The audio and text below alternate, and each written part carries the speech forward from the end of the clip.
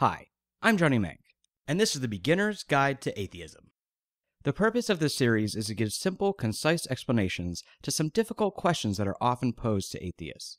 These episodes are meant to provide useful tools, particularly for people who are new atheists or perhaps doubting their belief in God.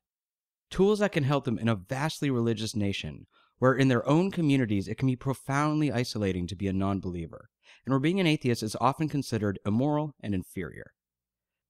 But first, let's take a look at the ideological landscape that currently exists in this country. Right now in America, approximately 80% of the population identifies itself as religious. The overwhelming majority, at around 70%, are Christians. That means that about 20% do not identify with any organized religion. And out of those, approximately 10% have no belief in a higher power or universal spirit. That's over 30 million people in America. Atheists are one of the largest minority groups in the country, but you wouldn't know it if you listen to the national discourse, whether it's in the news, the media, or our politicians. The Christian vote is so vocal that candidates for office are put through a religious litmus test just to be considered. Right now, this is particularly true for Republicans, as even saying that you believe in evolution or climate change could kill your chances at being elected to higher office. Now, this is not to say that all Christians, and theists in general, are creationists, as many of them do believe in evolution, a majority of them actually.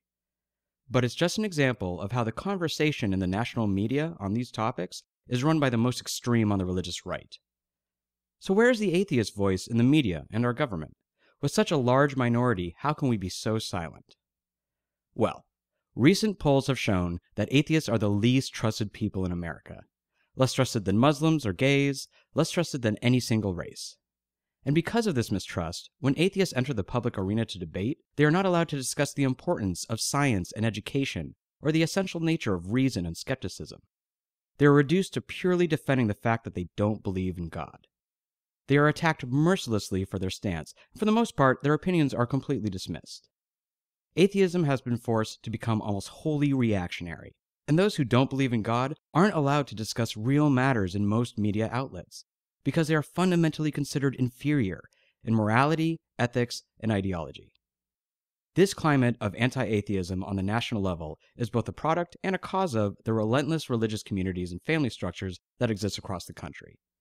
And this has created a situation where many young people who consider themselves non-believers are unable to come out of the closet, even if they are merely questioning the ideas of their religion. And if they do come out, many times they are ill-equipped to handle the psychological battering they're forced to endure. They often don't have the tools to respond because concepts like morality, truth, and humanity are very complex without the idea of God. There have been many times in my own past where I've had discussions with theists where I tried very hard to convey how I felt and what I thought, but I was unable to fully form my ideas in a coherent and rational way. And because of this, I was always on the defensive. I was always trying to justify my non-belief. Because a theist always has the answer, and that answer is inevitably God. And anytime there is something they can't justify, they can just say, well, it's God's plan. Only He truly knows the reasons for the things that happen. And because they have answers for everything, simply saying, I don't know, somehow loses you the argument automatically. Now, I'm not saying that you should never say, I don't know. Those words are actually the most brilliant words anyone can say, because admitting ignorance is the first step in a path to the truth about our world. That's what all scientific discovery is based on. All great scientists first say, I don't know. But there are many instances where you can have answers to some of those challenging questions that atheists will most definitely come across. Questions like, where does your morality come from? What purpose does your life have without God? Religion gives people hope. Isn't that enough? And being able to articulate what you think about God, humanity, life, and death will help to battle misconceptions from those who don't really understand how you see the world. Because atheism isn't a belief. Science isn't a belief. And once you escape the limited confines of religious thought, you finally have the freedom to discover what you believe yourself. Because atheists do have very strong and moral beliefs, not from the construct of God or religious dogma, but from reason, compassion, and understanding, and realizing the importance of humanity without a God.